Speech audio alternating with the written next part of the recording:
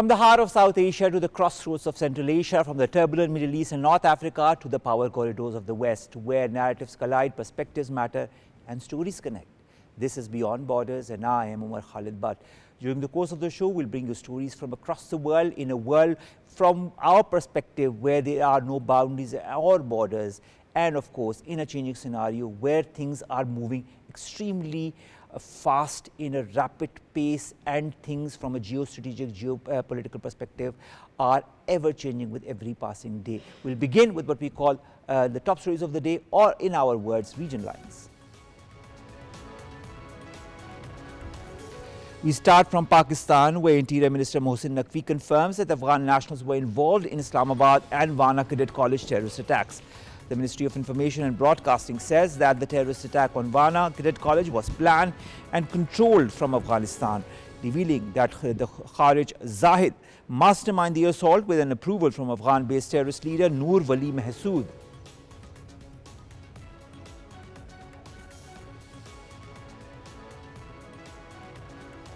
Moving on to the Middle East, where Iran grapples with its worst water crisis in decades, with officials warning that Tehran may soon be uninhabitable if the drought gripping the country continues. President Masoud Pezeshkian has cautioned that if rainfall does not arrive by December, the government must start rationing water in Tehran. In a statement, Pezeshkian says if there is no rain, the citizens will have to evacuate Tehran.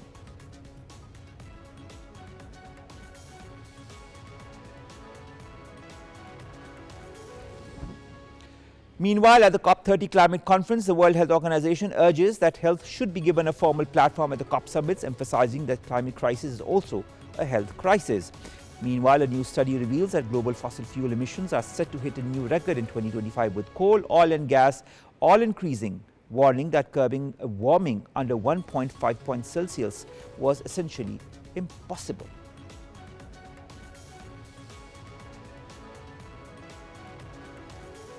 And lastly, President Donald Trump signs a legislation ending the longest government shutdown in U.S. history.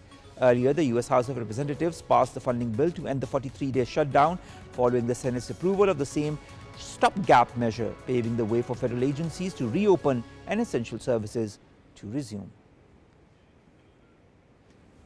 Our leading story of the day, of course, concerns the terrorism that has again shown its ugly head in two incidents that happened in Wana at the Cadet College, and of course outside the district headquarters of the judicial complex in G11 in Islamabad. We saw what happened. We also saw a repeat of what we've been seeing in the last few decades.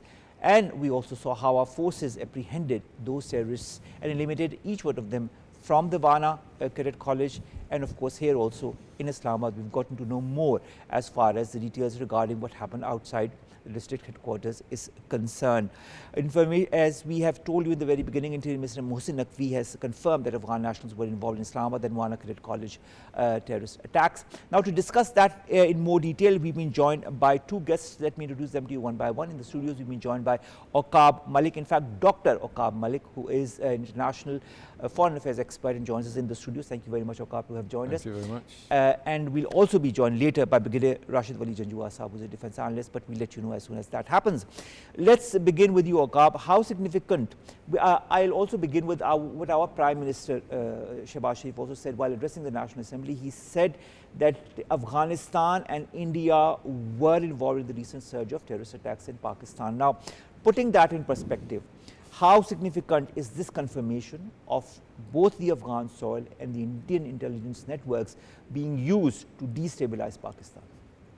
I think that what we really need to do is, given that this is coming from the highest echelons of power in Pakistan, it's been rationalized.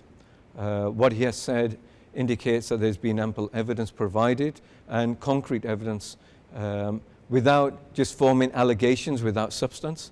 Given that it's at this level, and not just from media, not just from local sources, then we've come to a conclusion that the interaction, which has been occurring for some years now between Afghanistan and the Taliban regime and India, is increasing. Also between the previous Afghan regimes, if you recall. That's absolutely correct. And that was intrinsic before India had a free hand in Afghanistan previously. And in fact, their funding and their input and what they call humanitarian assistance had a somewhat positive effect on society there, so they wanted to continue that. And there was a certain degree of reliance as well on their funding. But in doing so, India has what we could say nurtured sympathy within Afghanistan in many different power centers, and they wanted to capitalize on this. And I think this interaction between India and Afghanistan has initially, when Taliban came back to power in 21, dropped. But I think they've reasserted themselves, and they've been very virulent and active in trying to maintain or increase their capacity in Afghanistan again. But we can look at the impact of this in its own time. Of course, the impact is there, the impact has been there, and what we need to do is dilute that impact to such an extent that it doesn't happen again. Anyways, we've also been joined by Brigadier Rashid Wali Janjua Sahab, he's a defense analyst. Thank you very much, sir, to have joined us. The identification of the Afghan nationals and their documented communication with Indian handlers, that has now been confirmed also by Mohsin Naqvi Sahab. Does this finally expose the depth of the nexus that has been present since quite some time between the Afghan Taliban and between New Delhi as far as destabilizing Pakistan is concerned? Yes, it is very, very clear. We are very clear, at least on that score, because of the solid evidence that Pakistan has. Its intelligence services have time and again put up in the shape of dossiers. The linkages have been found clearly. And unfortunately, because of the geopolitical interests of the global powers, India has been let scot-free. You can make an analogy with what India did in Canada by way of killings and what they did in the United States. It was same, strategy that they are using in Balochistan and our Khyber Pakhtunkhwa province. Now, after having found a daylight between Pakistan and Afghan Taliban, they are exploiting that, and they are treating this as a godsend. They called Mutaki with a purpose. They had a common strategy, and now that strategy is being unraveled. You can see that the attacks have gained in their strength, and they have no qualms about even claiming. You can see the rhetoric of PM Modi. It was understandable once on 6th and 11th November, the Bihar elections were taking place. But I think in India, this is a much deeper malaise because the elections are continually going on. And that ideology which they have adopted, it is premised upon hatred of communal minorities and countries like Pakistan. So they have made a common cause with the Afghan Taliban, and they are fully supporting through covert means non-state actors of every stripe and every hue in Afghanistan. Uh, this is a gross irresponsibility, and India is not abiding by its international commitments that no nation, as per UN Resolution 1373, should use its territory or it should not abet terrorism. It is in clear violation of all that. So Pakistan needs to continually I'd like to add something more to as far as what you were saying, because of course let's move a little bit towards the Vana attack as well. Now that our Interior Minister has confirmed that the planning of this attack was done on the Afghan soil and the direct orders were made by Noor Wali Mahsood, how does this also expose a coordinated Afghan-based terror infrastructure targeting Pakistan? You see, the planning blueprint is the same as it was with APS Peshawar. They were also being handled from across the Pak-Afghan border. And in that also, Afghans were involved. And this is though different. Whenever they sense a chink in the armor or any vulnerability, they exploit that. And Afghans, definitely, they are crossing the borders. They are being trained there. They are being supported there. They are being sustained economically. And Vana, they have been clearly identified. All right. Brigadier Sir, please stay online with us. We've also got Dr. Aqab with us. Dr. Aqab, how desperate can the Fitna al-Kharij be? Because this is what we'll call the TTP. Now that they also try to mask their identity by claiming the attack under the name of Jaish-ul-Hind. Now, doesn't this mislead Pakistan and the international community when we know who's behind it all? I don't think there's anything misleading the international community because we're being attacked consistently in a particular way using similar strategies as the TTP previously did under their own name. I think just changing your name doesn't change the emphasis of what they want. Or the methodology. Or methodology, their ethos and their ideas and what they want out of this. That's not going to change at all. Changing a name doesn't significantly make any difference. It? Are they afraid of letting people know that they are behind it? I think it's more, probably, I have no evidence of this, but I'm just assuming or making a speculative understanding of this, that Taliban, the government in Afghanistan, has maybe instructed them to do this to offset their relationship a little bit so that if there's any association with them directly, then they could be blamed by Pakistan. So if the TTP were to do it and we blame them and they took notice and accepted that they were doing the attacks, then we would blame Afghan authorities. So they sideline that and pretend that it's somebody else who they're supporting. I mean, these tactics have been used many times from different militant groups all around the world in different reasons and for different ideologies, just to offset or reduce what we could say the pressure that is being put upon them, and especially the government that might be supporting them, which is the Afghan Taliban. And when we go into this and we're talking about India, rationale of Taliban government and the uptick of so many more attacks, about 35% increase over the last few months, which is a massive increase in real terms, in line with increased interaction between India and Afghanistan, shows a certain type of consistency and parallel correlation, which I feel that Taliban government will find that they're going to regret eventually. And if they don't rein them in, because that causation and the reality behind it and the impact that the attacks are making are going to come against them eventually in the international community, even more so than there is, because it's irrefutable evidence in that respect for their support for these militant terrorist groups. It's going to come back to bite them anyways. Brigadier Rashid Saab, I'd like to understand, now that we all know, and it has been also more or less proven, or in fact proven, that the Indian intelligence agencies have been behind the recent incidents and also past incidents. If we go to Jafar Express and all that has happened before, and there are irrefutable proofs that we have regarding this, what should now be Pakistan's modus operandi, in the wake of these last two incidents as well, in order to not only apprise international community about India's malicious campaign to dismantle or to try to put Pakistan on a pedestal where it can no longer continue strengthening itself, or also what should Pakistan do from a kinetic point of view? Yes, before that, I would like to explain that why they use this epithet of Jaish-ul-Hind.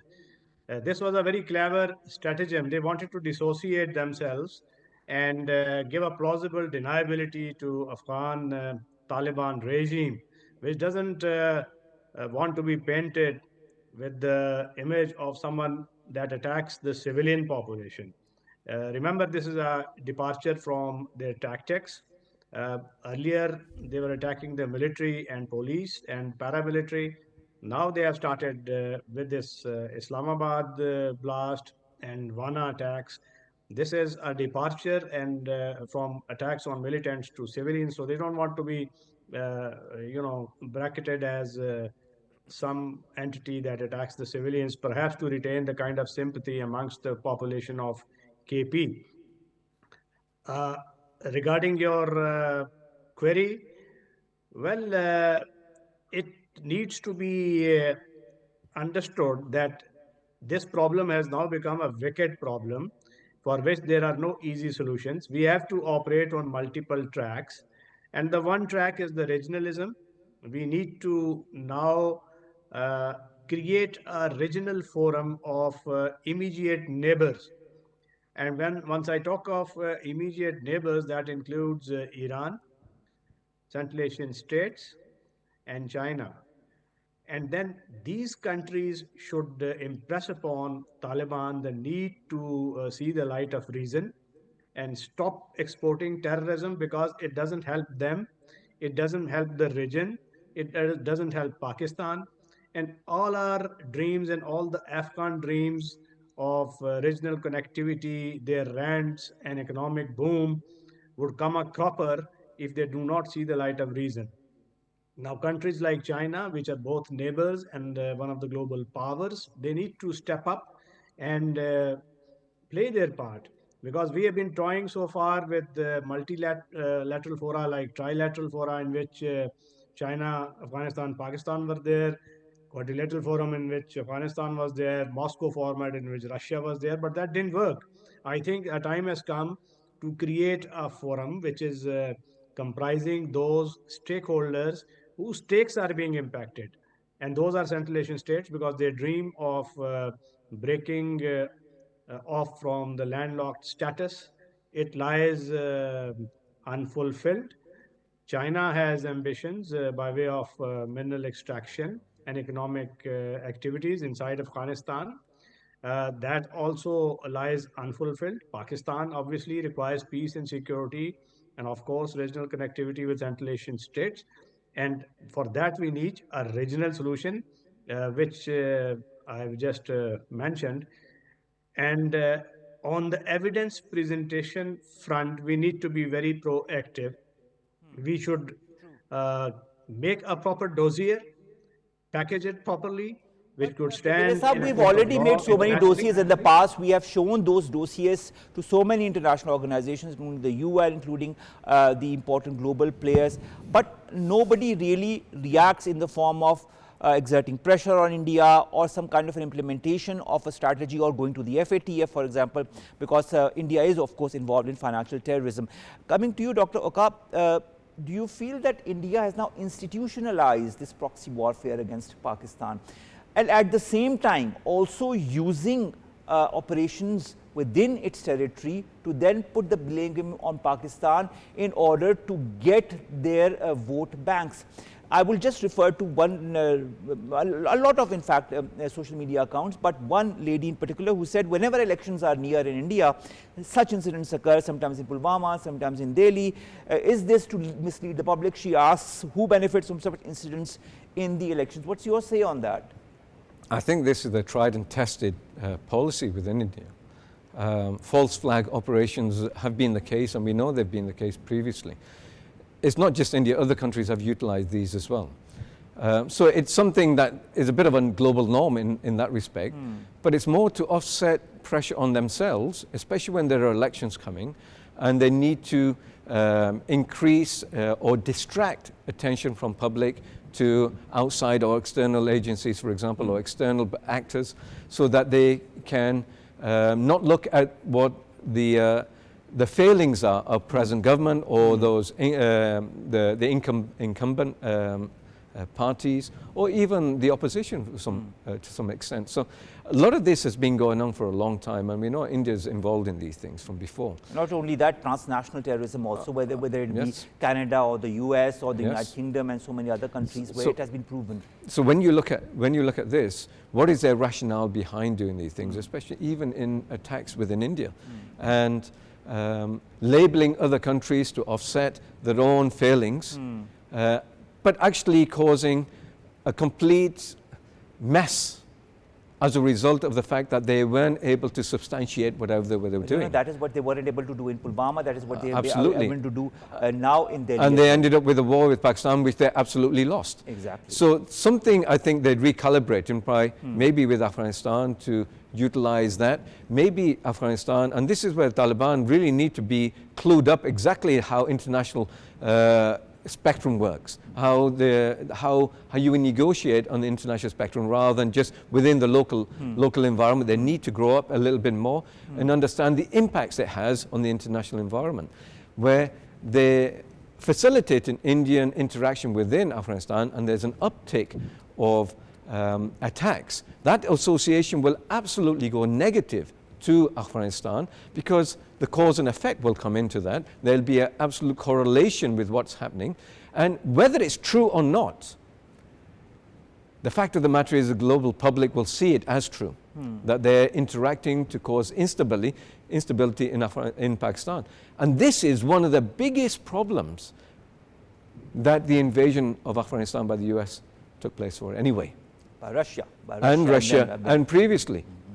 For the fact that they didn't want external parties within Afghanistan to attack external parties, and we're the neighbors and we're being attacked. But when we talk about it, but I think things are becoming more and more clear, especially after the May conflict between India and Pakistan, and how Pakistan regained its superiority there. And following that, how the narrative that Pakistan had been talking about is being accepted slowly and steadily across the world. Exactly. And this is what I wanted to come into, our relationship with global actors, senior and super actors, and that is very become very strong. And in the coming days, that is why, you know, even after the meeting within India of their hierarchy, they haven't, because in the last time they were very quick to label Pakistan. This time they haven't. So there are a couple of reasons behind that, but we'll come to that if we do get time. But I don't think we're a bit short of time. Anyways, last question, Brigadier Rashid, Wali, Janjua, up to you. Speaking of the blame game, Brigadier Saab, I'd like to understand, India blames Pakistan, that is one thing. But now India has started to blame Turkey as well. And that has had a very strong reaction from Turkey as well. Why do you resort to blame game when you need to look internally and correct your own mistakes and your false flag operations? It is because Turkey very resolutely and very vehemently supported Pakistan without wavering one bit during Operation Sindoor and its follow-up. India, that memory of that resolute stance is rankling with the Indian mindset. And that is why they are imputing motives to a country like Turkey, which has economic incentives for India. And if had Indian leadership been sage and adroit in its diplomacy, they wouldn't have imputed these motives, because Turkey as a country which is part of NATO, it has clout, and it is also an important member of OIC. So Indians, I think, since they have weaponized this ideology internally, and that is the externalization of the same policy, which is now accusing falsely, of course, Turkey. And I won't be surprised that they run into trouble with the Gulf countries who have stood resolutely behind Pakistan, and those who have accepted Pakistan's version because that was based on truth. And India's leadership doesn't realize that it is not the interests that are based on ideology, but the interests that are based on common logic, that the entire world has seen that who was in the right and who was in the wrong during Operation Sindoor. And if India keeps orchestrating false flag operations and keeps inciting violence outside its borders, I think world is not going to take kindly to that. That is so true. Thank you very much, Brigadier Rashid, Wali, Janjua Sahab, to have joined us and to have given us your eminent point of view. Aqab, Turkey is one thing, but even within India, their famous anchor persons from Republic TV are also, pointing questions about the Delhi blast, about CCTV surveillance, unchecked vehicle movements. Does that indicate some kind of insider awareness of a staged or manipulated operation gone wrong? I could speculate, but I'm not the type of person to overtly, without evidence, speculate. But that's not my job. I'd rather have accurate information, verifiable and authoritative, and that's what I base my credibility upon. I think there could be a whole host of different things, but what I also understand is that Indian media is absolutely bankrupt in the way they report, especially during the war between Pakistan and India, In May. in the way they reported absolute false narratives, Yes. completely inconsistent with reality, and the fact that we can't really trust anything they say. But however, there's always a little element of truth somewhere when it comes to when they're attacking their own government, because they risk a lot more as opposed to when they risk against Pakistan, because we can't do anything about that. But within their own government, there could be reprisals from the government. So there could be some element of truth or some false flag operation from within inside their own intelligence agencies. Their own media are questioning their own government. And especially when they talk about Turkey. For example, Turkey Yes. has a solid record. It's a NATO member, has a solid counterterrorism operations record. It is internationally renowned in what it tries to do. It would never be within NATO if it wasn't like this. They have very structured outlook towards they do, and they're not going to malign their own international image to do something that is absolutely irrelevant to them. Why would they do that? So this is something that baffles anybody, really. And then finding out exactly what's going on. You see, this is a thing about disinformation. Disinformation is all about confusion. Confuse everybody, nobody knows what's really going on. So you have multiple different stories happening at the same time, that government in India is espousing one thing, the media is espousing multiple other perspectives. Nobody's really secure in anything, and the actual people or parties that are involved in what they're doing get away with what they're doing because there's no heat on them in real terms. I agree with you on that. Aqab, thank you very much for having joined us. That was Dr. Aqab Malik, ladies and gentlemen, strategic expert, international foreign affairs expert, joining us in the studios, and we'll continue to ask him different questions on different topics in the days to come as well. Thank you very much for having joined us. Let's now take you to the West.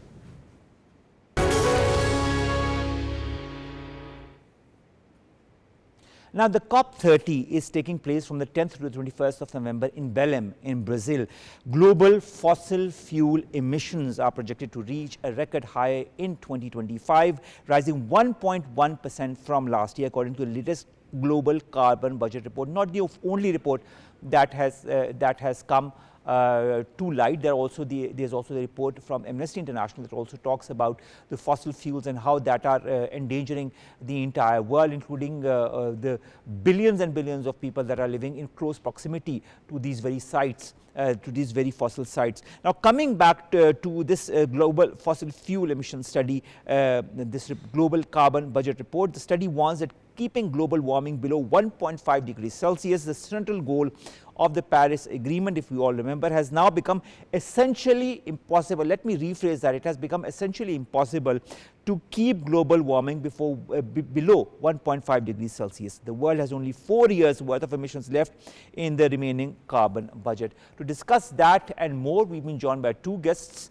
one all the way from Belém in Brazil, Dr. Waleed Khalid, who joins us from there, Khalid Waleed, in fact, who joins us from there. Khalid, thank you very much to have joined us from all across the world, in fact, from the site of COP30. And we'll be asking you a lot of questions, but we've also been joined by Sarmad Iqbal, who's an environmental lawyer right here in the studios. And I see you're very prolific and proactive in your recent comments as well as far as climate change and fossil fuels are concerned. But we'll begin with Khalid. Khalid, the latest global carbon budget warns that carbon allowance for staying under 1.5 degrees Celsius is going to be exhausted within just 4 years. With the scientists calling this target essentially impossible, what does that mean in your point of view for global climate diplomacy at COP30 where you are present? Well, thank you so much. Yes, you are right that 1.5 target has been cannot be achieved anymore. The scientists are right. There are three things that have passed their targets. First is 1.5 degrees. Second is the era of grant-based climate financing because of the U.S. Paris Agreement. And third, the climate finance base. Now, of climate diplomacy, regions connecting with each other. Second is the private collaboration. Private sector would be very important, particularly after the grant-based climate financing that is being eroded. And third is we need to move away from project-level climate finance to a system level project finance approach. That means we need to develop country platforms, develop a whole of a society, whole of a country where we need to link our economies with our clean energy, with our environmental integrity, environmental improvement. So this is what integration look like in this new arena. We need to link economy with energy, with environment, so that not only developed countries, they push their mitigation agendas, mitigation objectives to the the global South countries, but global South countries also link their economies so that the developmental agendas plus their climate agendas, they sort of link together in this arena where grant-based climate financing is eroding. Now the question is how we are going to do it, particularly Pakistan, which is already in debt stress, already suffering in developmental front, how we are going to generate climate finance in this arena. The answer is showcasing projects to make a system level approach and then attracting climate finance and be competitive in terms of implementation of these projects. Just like in COP30 this time around, Punjab has showcased many projects so that they can attract climate finance. So we need to not only move towards disaggregated level, provincial level, we need to also integrate in a way that we have a country-based approach in terms of country platforms and other developmental agendas that are linked with climate prosperity. All right, another quick question before we move to our guests in the studios.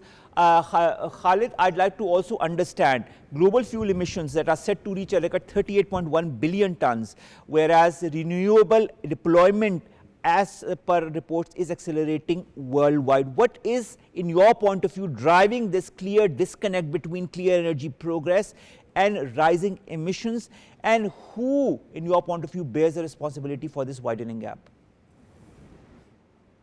Well, the short answer is capitalism, that we still generating more and more and more. We all know that now renewable has surpassed the fossil fuel based increase the capacity of renewable energy. We need to, we need to eliminate the fossil fuel. All right. All right. Khalid, there seems to be some technical glitch. We can't get hold of you. Some kind of internet glitch maybe because we can't hear you properly. Anyways, Sarmad, a recent report highlights a lot of worrying trends, many reverting to higher emissions, other countries, coal emissions remaining flat but uncertain. I'm not naming the countries, but I'll name India, whose emissions are still rising. How do these mixed signals from big emitters undermine global confidence in achieving meaningful climate action now that COP30 is also underway? You know, coming back to your previous question with regards to offshooting 1.5 degrees, and right now the current scenario, as it seems, is now how do we manage the offshoot of 1.5 degrees and how do we control that? That is not the under 1.5. The under 1.5 is gone. It's history. It's history. Now the new scenario needs to be evolved and new scenario needs to be discussed, and that's what is being discussed, I think, at COP. And experts like Khalid and others are already there. They're already speaking about that. However, the scenario when it comes to the dealing with the extensive emissions or unchecked emissions, you've named the countries. There are many other countries who are emitting. However, there are state-owned companies who are continuing to emit, and which means that the state commitments are not in true sense being made. Therefore, the checks and balances are not there. As well as non-state or shareholder companies such as ExxonMobil and others are emitters. So, who's asking them? Who's checking them? At COP30, are they there? This time, I don't believe that these emitters are even there. And there's no report of any representatives being there, so that who are you going to hold to account? How are they contributing to it? Then again, there's a discourse around, we went there, we went at the table, and it was a one-sided decision making that happened. So it's like there's a discourse which is being diluted intentionally to ensure that these companies and these emitters continue to emit, whereas not being liable for their emissions and the devastation that is being caused in return to the emissions that they are doing. All right, all right. Before I come back to you, I'd just like to understand. Khalid, can you hear us? Are you still with us? Yeah, I can hear you. All right. Now climate plans that are falling short as per the latest reports, and of course, we all know that the US is absent from COP30. How can developing nations like us, like other nations also that are bearing the brunt of climate change, still rely on the COP process, does this moment now call for some kind of a new accountability process or a more equitable global climate framework? Well, US withdrawal has provided us an opportunity, that is, in this COP, we heard these two terms a lot. One is multilateralism, the strength of multilateralism, and the cooperation of global South.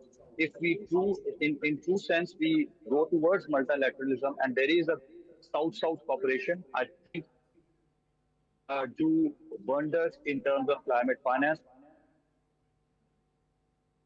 But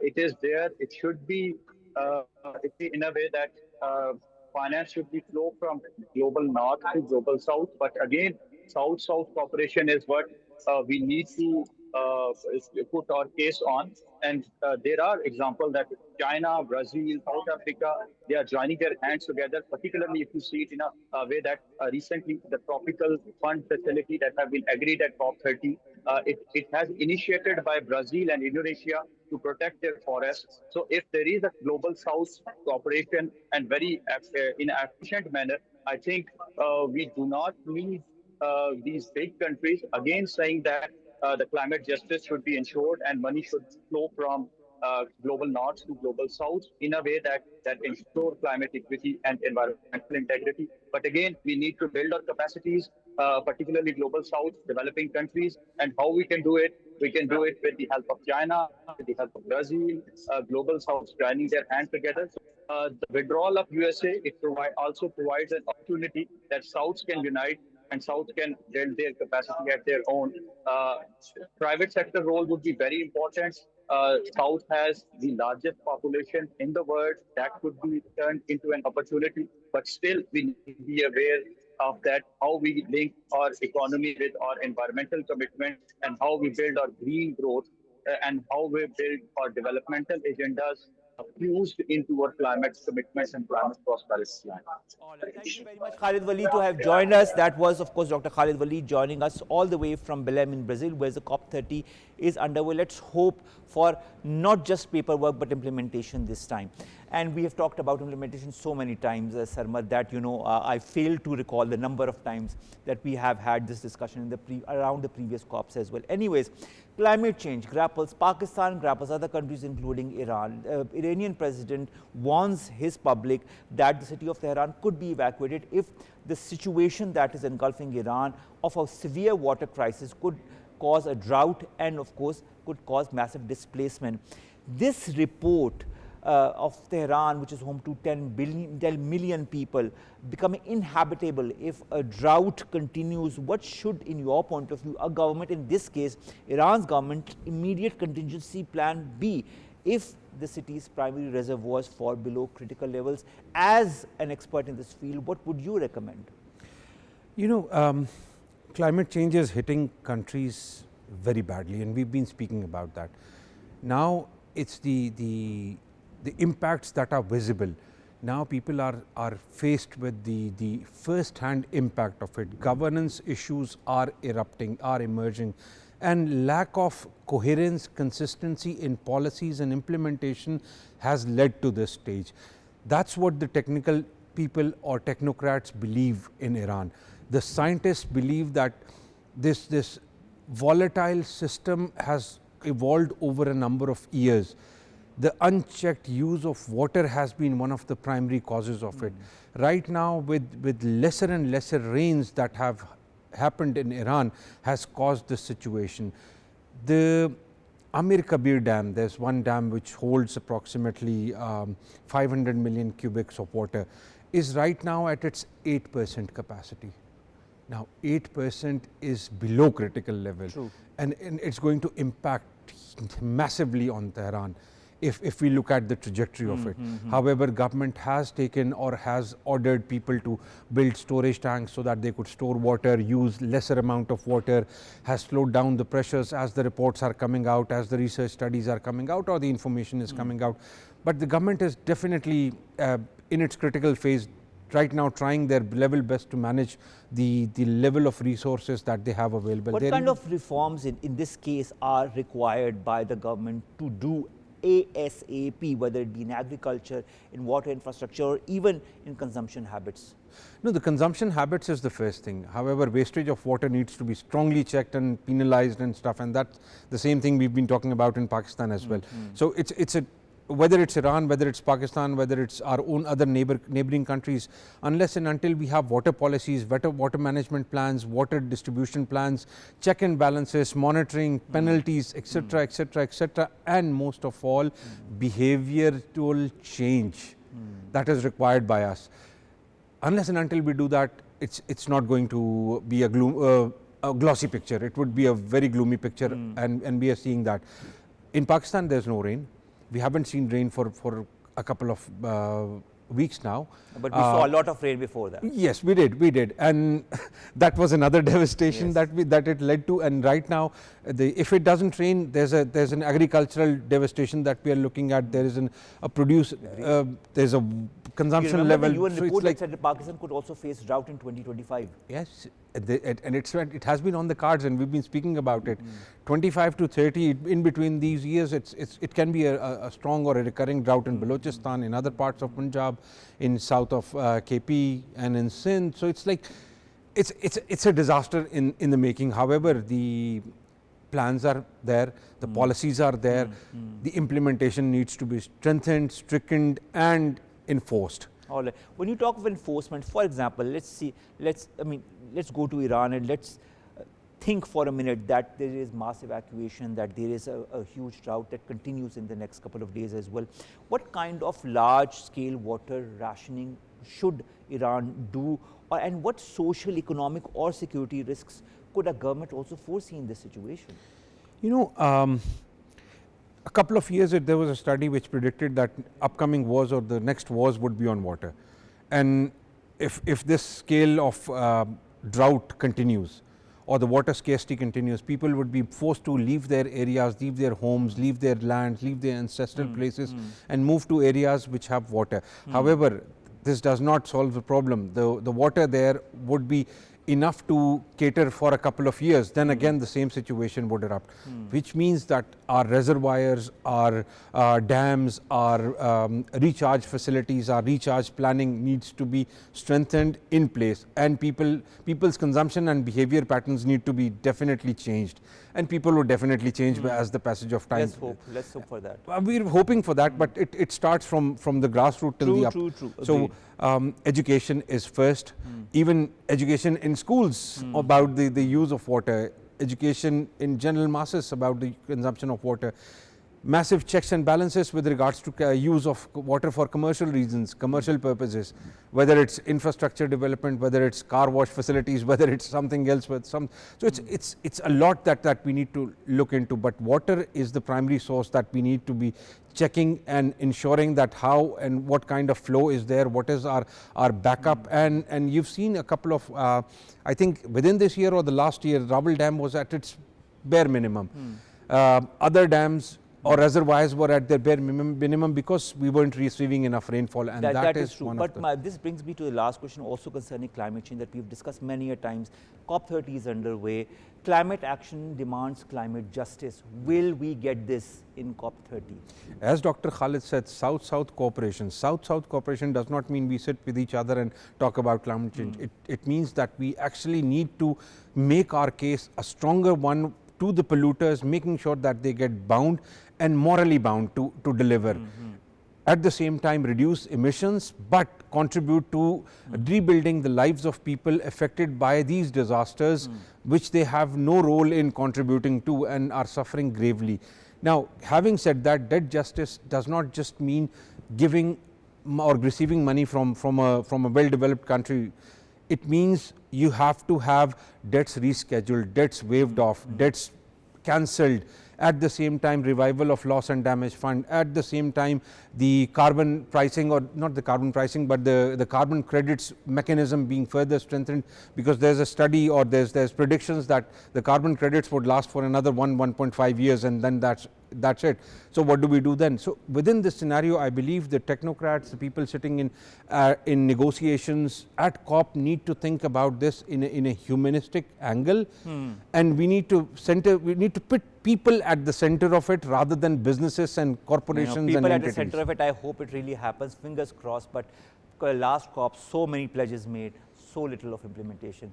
Let's hope this changes. You can only hope, that's all. Hope against hope, as we say. Let's come to our last story, ladies and gentlemen, and that concerns the US and, of course, the US shutdown, the longest shutdown in US history. That has now apparently ended. US President Donald Trump has now signed a legislation to end the longest government shutdown in American history. This was a 43-day standoff that disrupted food assistance program, halted pay for hundreds of thousands of federal workers, strained air traffic control operations. The Republican-controlled House has narrowly passed the funding bill 222 to 209, largely held together by Trump's backing despite strong Democratic opposition.